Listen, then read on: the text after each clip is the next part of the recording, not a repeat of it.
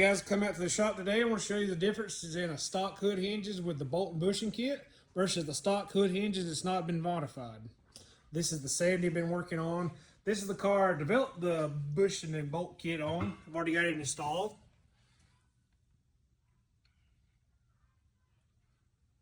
And get my son Corbin to, I got a fish scale here, get him to pull on it so you guys see the differences. It's on average about maybe 15 to 18 pounds of force to close the hood. I'm gonna go ahead and close 18 pounds of force to close the hood. I'm gonna go ahead and close the hood to show you guys how it just latches perfectly. You know, hood fits good, gaps are nice. All right, we're gonna go over here to the 69, which is completely stock. I hadn't done anything to the hinges yet, and I'll be using these hinges as a how-to to install the bushings, how to measure, how to go through the steps of modifying your hinges. All right, Corbin's got the fish scale on this one.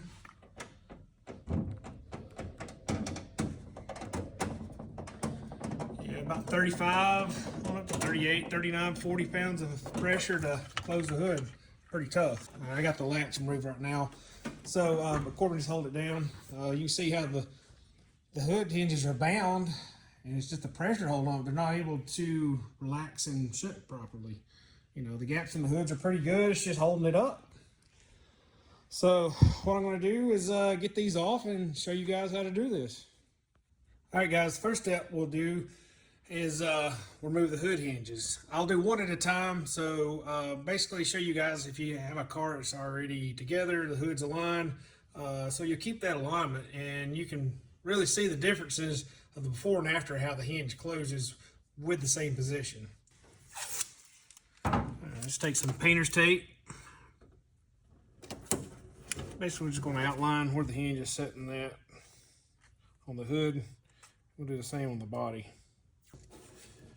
You know, a long time ago, people used to drill holes in their hinges and stuff in the hood, and use 1/8 inch whatever or screwdrivers to line this stuff up, and then you left this hole in the hinge.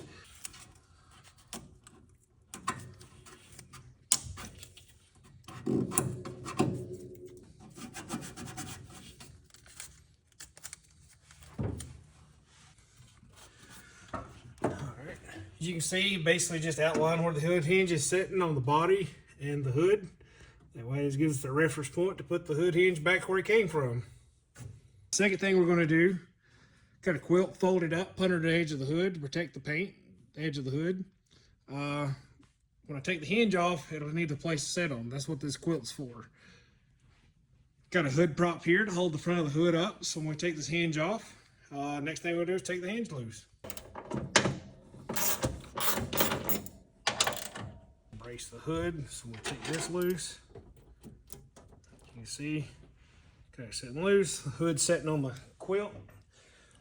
Be sure not to hit your prop rod.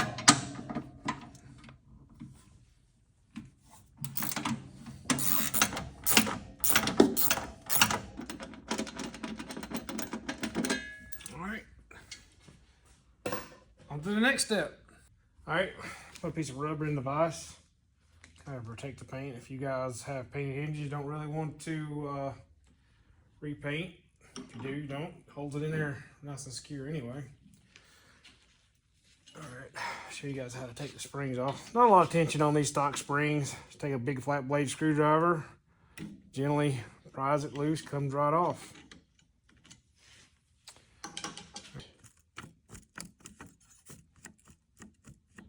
You know, don't seem like a lot in the video here, but every pivot has about the same loose motion in it. And when every one of the pivots have that same amount of loose motion, it adds up in the end. So when you close the hood, the spring keeps the tension on the hinge, but doesn't let the hinge close fully to get the hood back to return where it should be. All right, next step, we're going to show you how to get these rivets out and prepare for the bushings. All right, next step, we're going to remove the rivets out of the hinges. As you can see, they got a crosshatch pattern. Some do and some don't. These happen to have them. I wouldn't recommend using a drill bit to drill these out because you can actually damage part of the hinge where the rivet registers. That's going to be important later on, so we don't want to drill them out. I'm going to use a air sanding file belt deal. You can use a carbide burr, but anyway, you just want to remove these slowly and not really get into the base metal of the hinge. I'll show you guys how to do it.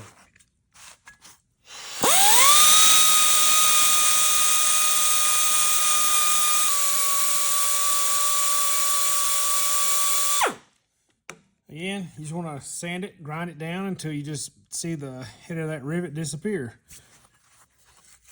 Next, we'll take a punch. Grind it right out. You can see it come right out. All right, you'll repeat this whole process throughout the hinge.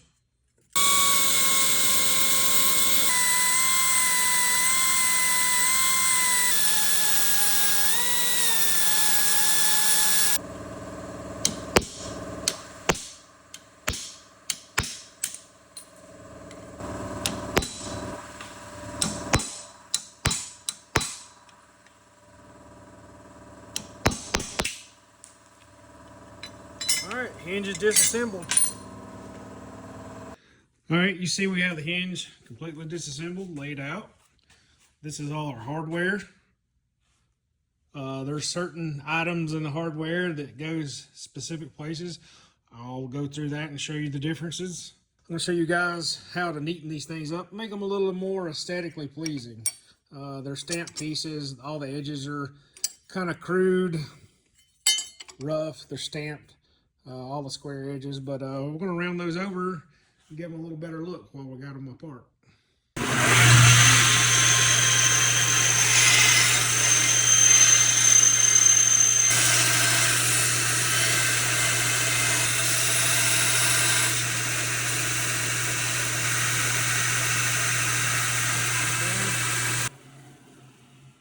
All right, now we got all the edges straightened out, corners radiused.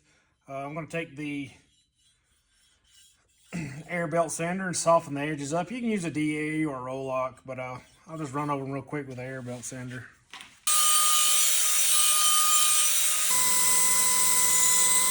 Stamping mark's gone. I'm going to throw these in a blaster just to freshen them up. And go there.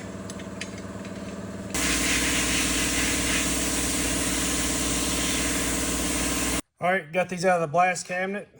We got our radius edges, knocked all the stamping burrs off, kind of dressed them up a little, made them a little more aesthetically pleasing.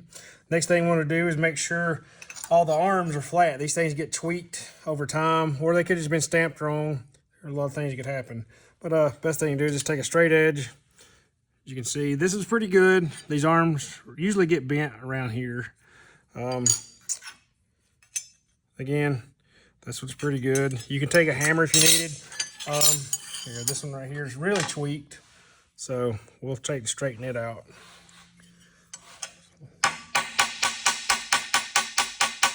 So get a bushing. Start with this. These are going to be pretty tight. Sometimes you have to file the edges, you know, where you hammer them. It could raise the edge, or just where it was stamped. Okay, seats in there pretty good. Again, you can take a hammer and tap it and make sure it's good and seated, but you don't want to hammer it to where this stainless bushing is hitting the edge of something. So like I said, in the vise, or you can take a socket and put it on the top, tap it in just a little bit, just to seat it in. Okay, the register should protrude past the arm just slightly. All right, when this is tightened down, that's what it's tightening against. So that way it's holding a tolerance. You know, sometimes it's, you probably have to file some of these holes, you know, which is fine. You know, you want to get these things fitting properly. All right, again, in your hardware, you're going to have 2 nuts that are turned down with a shoulder on them, and you're going to have 6 shoulder bolts that are a bit shorter than the other. Those will be packaged separately, so you'll be able to differentiate the the difference in the long and the short bolts. So we're going to use one long bolt and one short bolt. The long bolt will go in the front. And you'll see the shoulder comes through the stainless bushing and the arm. So what this does, it registers in the other arms. Just like so. Then you want to take a stainless AN washer, followed by a half-height lock nut.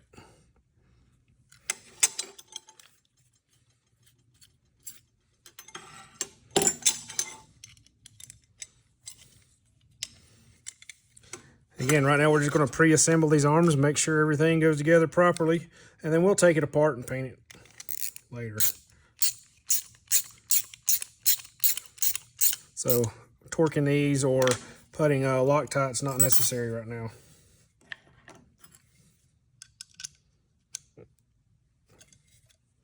Oh, I got the arm stuck. There we go.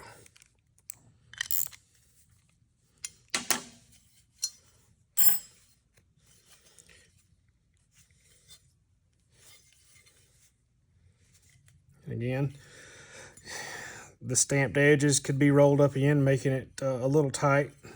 So we'll tune that in.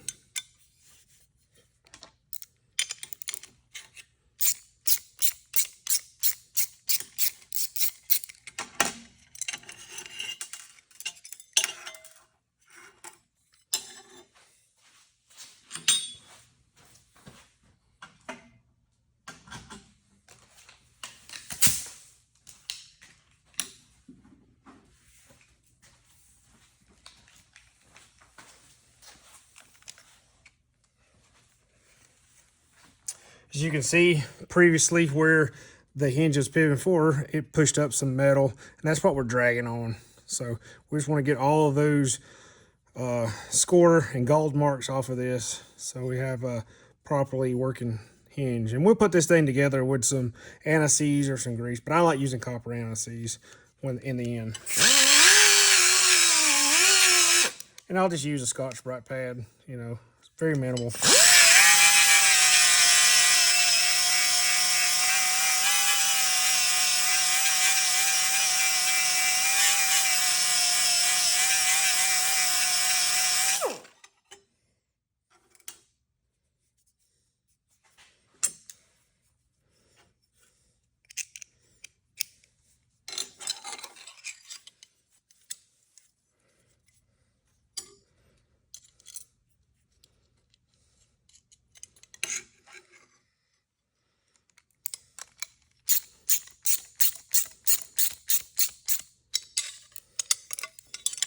Much better.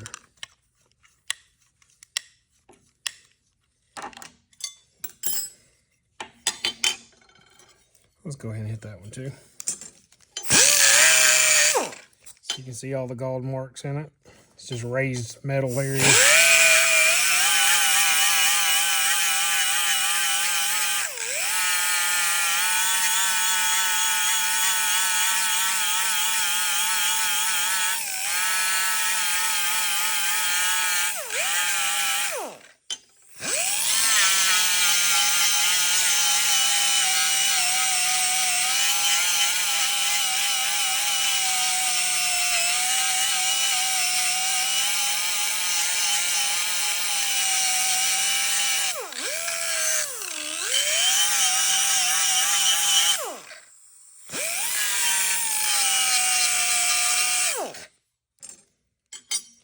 All right, this is where one of our cut down shoulder bolts will go,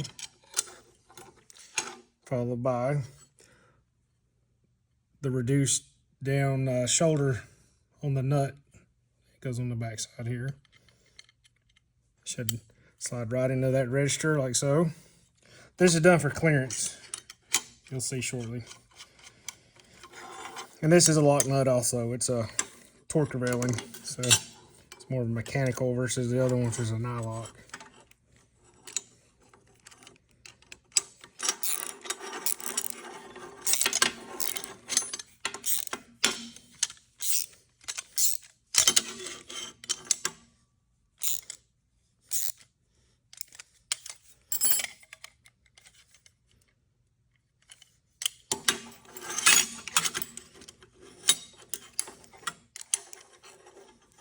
All right.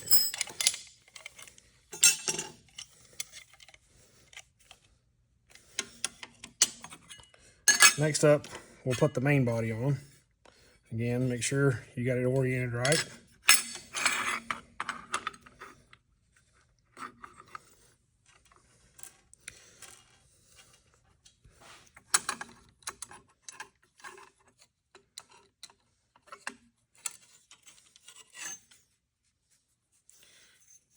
It's kind of rough on that surface. Let's go ahead and knock that down.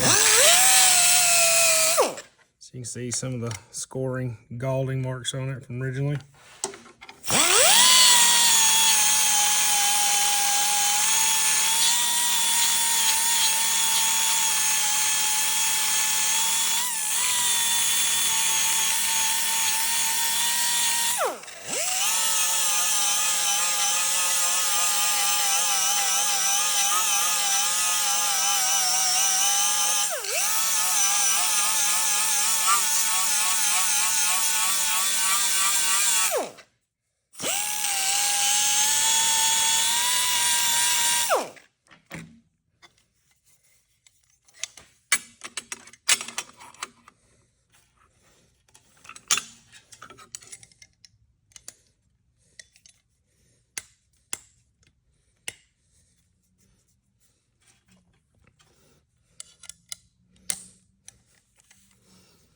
Two regular height shoulder bolts next.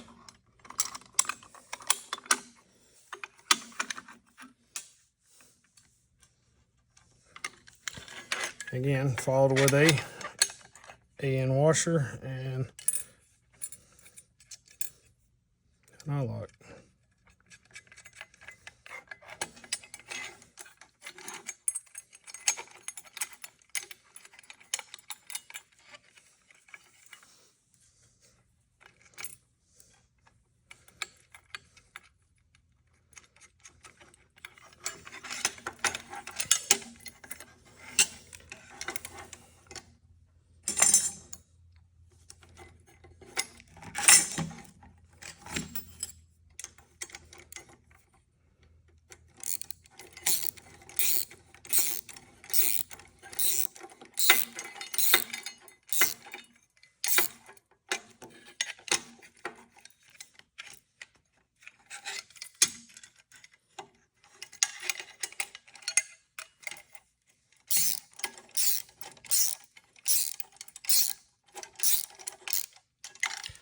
All right, so you see here what's going on.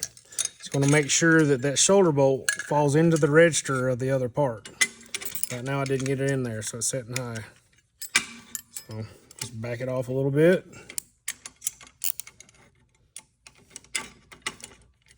There we go. Go right in. All right.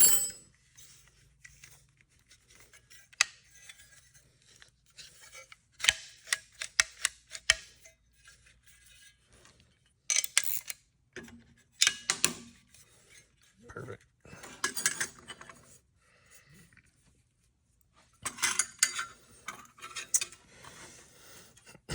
All right, the next step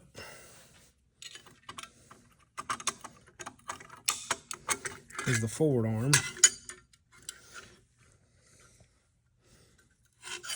Now the orientation, this one is preference. You can put it on through the inside or from the outside.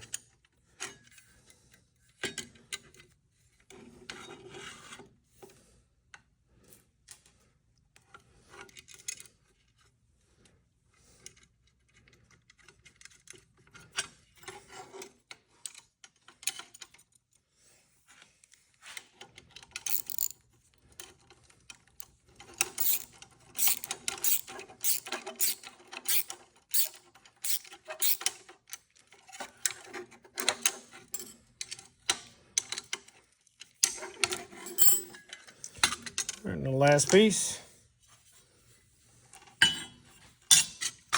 all the same. We polished that one off. Do the other side. Knock some of the burrs off of this.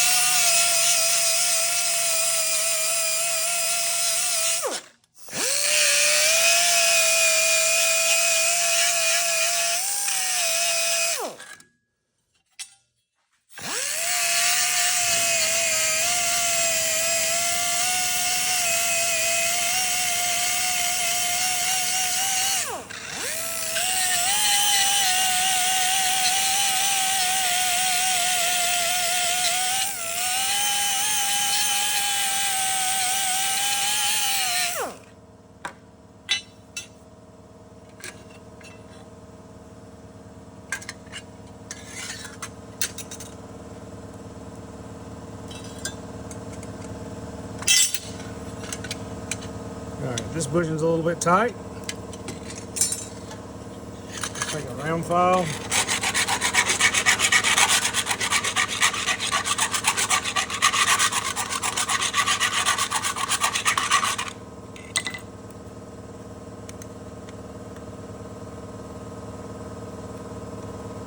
And then just tap it in place.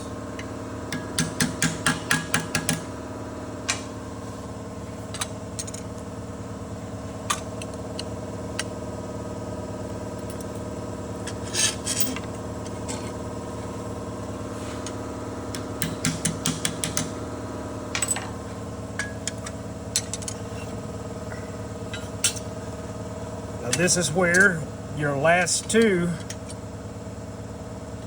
short.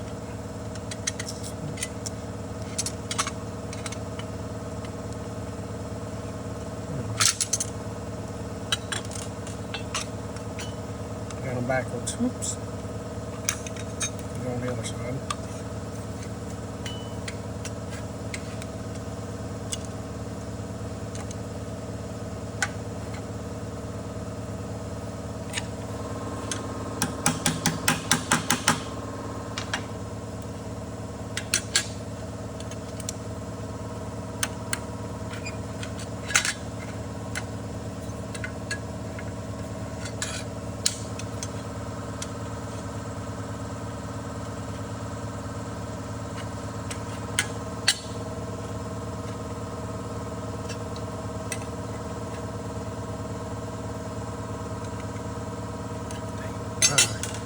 Totally got that wrong. Got it right the first time. Again, good thing we had to take the other hinge apart. Alright, better. Alright, so this is where your last two pieces of the hardware will fit, and these are the shorter of the shoulder bolts.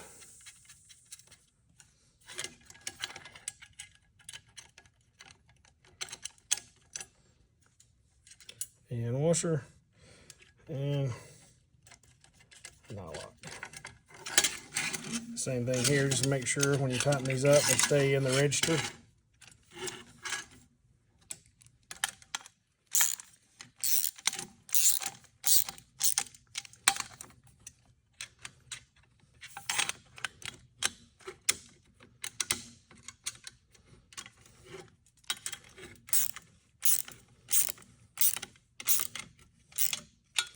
That's it. All loose motion's gone. Hinge works properly. I'll get it right there on that. Crush that little bead in it. No loose motion at all in the hinge whatsoever. Very little, if any. Hinge works really smooth.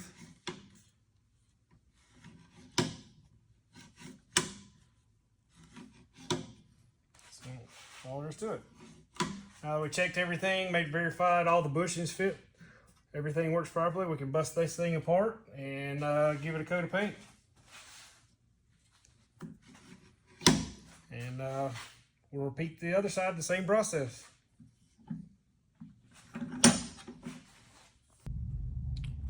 All right, guys, you can see I got the hinge taken apart, painted, and reassembled.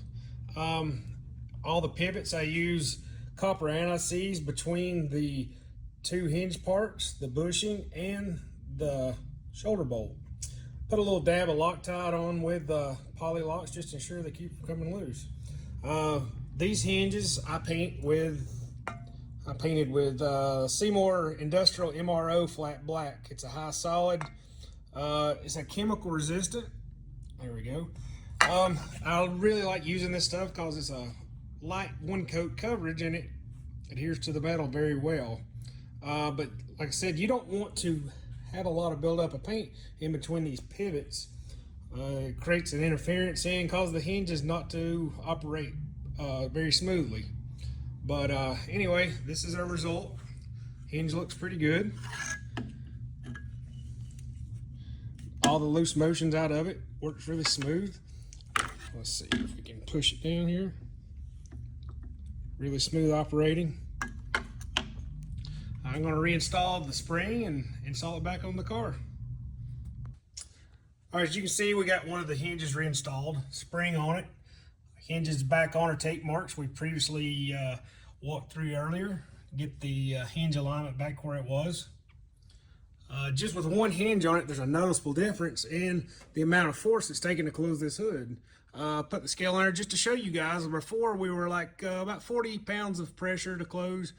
Now we're at 25 just with one hinge. So I'm going to take the other hinge off, walk through the steps, show you guys how to get this job finished up. All right.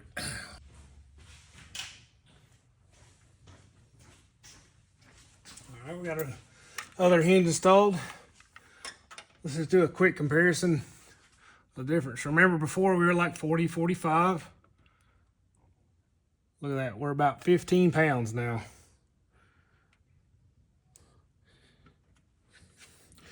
Huge difference. And I showed you guys the before and after comparison of how much effort it takes to close it. It's substantial a bit. I get my wife Jessica to cycle the hood up and down. You know, pretty easy. You can close it all the way down, Jessica. Hood gap's really good. The hood falls in the back like it should. It's flat, returns to the same spot every time. All right, open it again, Jessica. Pretty easy to open? Yes. All right, hood stays open. Everything's good.